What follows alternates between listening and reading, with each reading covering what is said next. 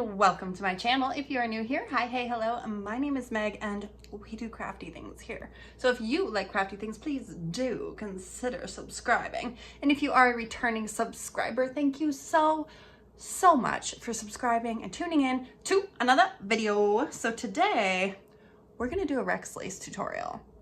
I haven't done a Rex Lace tutorial in what feels like a long while, and for whatever reason I got the urge to make one of these, so I thought I would share with you guys how I do it, and that is a Rex Lace wrapped pen. So this is an easier tutorial than my previous Rex Lace tutorials, so this one is pretty beginner friendly.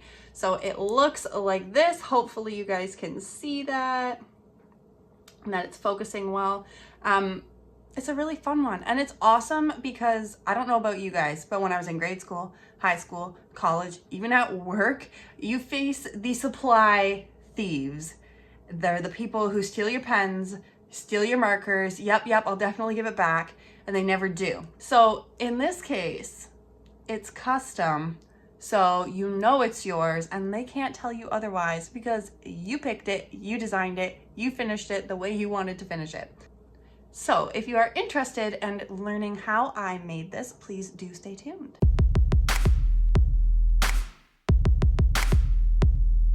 So let's talk supplies. This is a pretty straightforward craft, but it does require a few more things than a normal Rex Lace tutorial. I shouldn't say a few more things. It requires one more thing, but let's get into it. You're going to need some plastic lace. I will be using the Rex Lace brand today. These are from Michaels.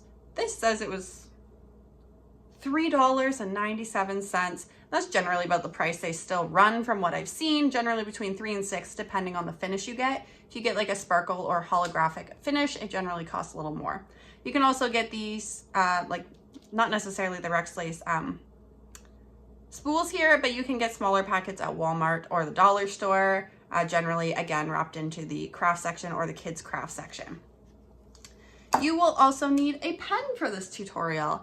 I am using a Dollarama's Finest here, but if it is possible, if you do have like a Bic stick pen, something that's like brand name, I've found generally those pens, the inner cartridges are a little stiffer, and that's what we're using in today's craft. So your end result ends up being a little stiffer. Like for me, this is a Dollarama one, so that inner cartridge is a little softer. So there is some flex to this, which just means it's not quite as hefty of a writing utensil at the end. Still completely usable, still fun to do, so I don't mind, but I did just want to give you that little bit of information before we start. Because we're working with string, you're also going to need ye old scissors. Nothing special about them, they're just regular scissors. And then, because if you couldn't tell, green is a theme in today's tutorial, you will also need a lighter. Mine happens to be green, but this is optional. If you are one of those people who like to melt the ends of your plastic lace work, you will need flames to do it. So if you choose to use a lighter, I will also advise for anyone who's younger and watching, if you hold the flame up to this string, it doesn't just melt, it will burn. If it's left long enough, it will catch fire. So do it over a sink where you can splash water on it right away, or do it outside. And if you're younger, I would probably suggest just having someone older help you, or just finish with tassels, which is what I like to do. I don't really like to burn. That's not really my style, to melt down the ends. But let's get on to actually making it. Okay, so the first thing we're going to do is get rid of all of the components of this pen except for the inner cartridge. That is the only thing we want. So if it's got a button, get rid of it. If it's got tubing, get rid of it. If it's got a spring, adios. We do not want it. Just the cartridge. Now some cartridges, the end nib will look a little bit different, but that's perfectly fine. Just strip it down as far as it will go. Next, we're going to cut our string. So I'm going to cut one piece of my white and green. I cut 2 wingspans for this video. It was too much. You could do 1 wingspan or 1 wingspan and a half if you're nervous. Then you're going to find the center, and you are going to prepare for a normal box stitch. So you're going to create a cross with your strings. If you've never done a box stitch before, I'm going to tell you how to start it right now. So I'm going to start with the bottom right hand white string, and I'm going to fold it up in between the left white string and the top green string. Okay, just like this. Nothing special there. I'm going to pinch that with my finger, and I'm going to pull the green string down and fold it over that. And then the left white that we didn't fold already is going to fold across that. And then we are going to take the final string, which is green that we haven't folded yet, and we're going to go over the open edge and under the loop. So anytime in Rex lace, that's how you lock anything in, is you go over an open edge and then under the loop. Now, if you are familiar with the box stitch, start it however you normally do. Some people like to fold 2 strings and do loops and then go over under with the other 2 strings. This is how I prefer to start it, but that's basically, you want to do 1 stitch and you're going to leave it open and loose because we don't want to close this off. Now we're going to insert our pen cartridge. So we're just going to shove it in the center here. And each pen cartridge is a little bit different. Like I said, for mine, I go from the little plastic cartridge right to a metal nib. So I want the edge of that plastic to basically sit on top of the plastic lace inside. I don't want it peeking out. So I just look like this right now. Now this part is really finicky, and these next few stitches will be until there's enough built up that your cartridge stays in place. I have edited out it falling out and me putting it back in a couple times. So if it gets finicky, have some patience, you'll get it. Now we're going to continue the box stitch. So for me, I do this the same way that we did that starting stitch, and I will walk you through that now in case, like I said, in case you haven't done this before. So to start, we take our bottom right hand white and we're going to fold it into the space between the top green and white. Then the top green folds down over the open side of that white into the space between the other white and the bottom green. The white we haven't folded yet folds over the open edge of that into the space that is across from it. And then our last string, which happens to be green, locks everything in by going over the last open edge and under the loop of that first white string we folded. So it should look something like this, but let's do it again just in case that was a little too quick. So starting again with the bottom right white string, I'm going to fold it up into the space between the top green and white. The top green folds down over the open edge of that white string, and then the white we haven't folded yet folds across the open edge of the green string we just folded. The last green string that hasn't been folded yet goes over the open edge of the white and under the first loop we made with that first white string being folded.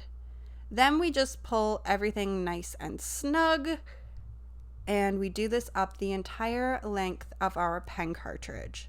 So we should be looking something like this now. We got a couple stitches on here now. It becomes a little less fiddly. So this is at a good point with 3 or 4 stitches, and now it's a lot less likely that pen cartridge is going to come out. So one more time, the bottom white folds into the space between the top green and the other white. That top green then folds down across the open edge into the space between the other white and the other green. The white we haven't used yet folds across the open end of the green we just folded. And then finally, our last green string goes over the open edge of that last white we folded and under the loop of the first white we folded. And that completes our stitch. Now, if you wanted to do this squared, you would not do it on an angle. So you would fold the white strings like completely horizontal back and forth over top of their previous stitches, and the green would do the same instead of working into the spaces like we have been here. So this is where I'm at after a few more stitches. I thought I'd show you guys a quick look. If it's looking like this, you're on the right track. Let's keep going.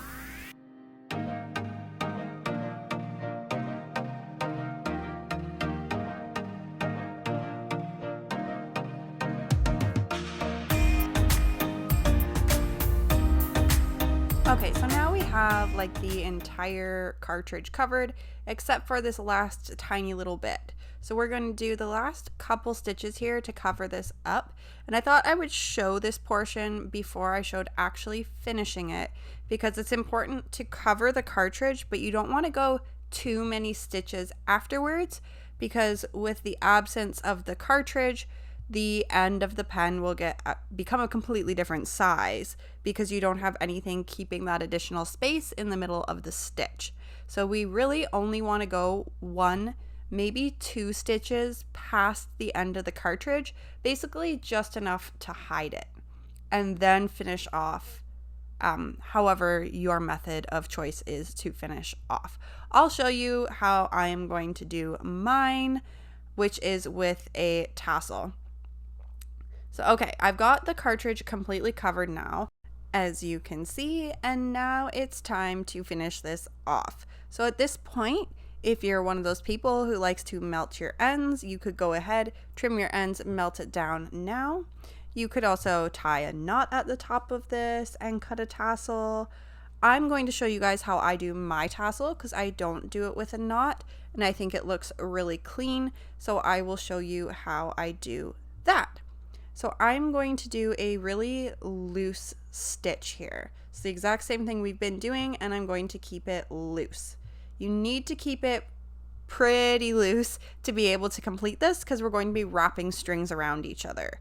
So here I've got this really open, really loose stitch, and I'm going to start with this bottom green string.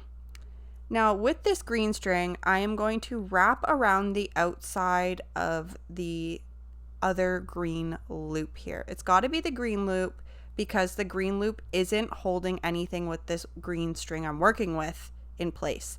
The white strings are, you know, the green is locking it in on one of them and is being locked in by the other white string. So it has to be the green string because the green string isn't affecting the string we're working with. So I'm going to wrap around the outside of that loop. I'm going to go under the open end of the white and I'm going to feed it up through the center of the stitch, like so. Should be looking like this. Make sure your string doesn't twist or do anything weird. It should be looking like this. Okay, now we're going to move on to the white string, and it's going to be the same thing with the white string. We don't want to go under this green loop because it's holding this white string in place. We don't want to go under the other white, excuse me, we don't want to go under any other green strings because they're holding things in place for this white string we're working with.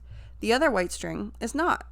So we're going to go around the outside of the other white loop, under the green string, and up through the center of the stitch.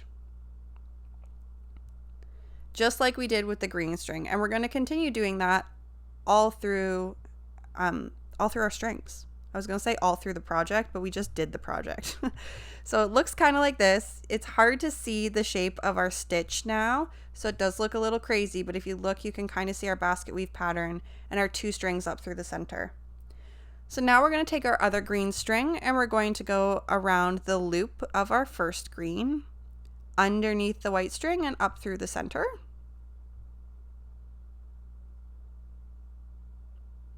Sorry, I realized I was pulling that really close to myself and you guys probably couldn't see that. So again, we take our string and we go around the neighboring loop, so this white loop, and we're going to go under the open string that's there and up through the center of the stitch, being careful not to twist our strings anything weird. Now magic happens. We pull this tight. It may take a bit of finagling to get it all tight and nice and even, and so it's sticking in place. But it should come out looking like this. So you don't have a big knot on the end. It looks nice and clean and flush with the rest of the pen, but it will hold in place. So we can just trim our ends, our tassels, to whatever length you want. I'm gonna keep mine fairly long, I think. I think that's just, I don't know. I think it's fun that it's all flickety. So I'm going to trim my ends. I like to cut my ends on an angle because I think it just gives it a nice finished look. Not that anyone's looking that closely at it. But there you have it. Now you've got a fun little pen with tassels or without, depending on how you finished it. But if you guys enjoyed this video, please do give it a thumbs up. And until next time, guys, bye.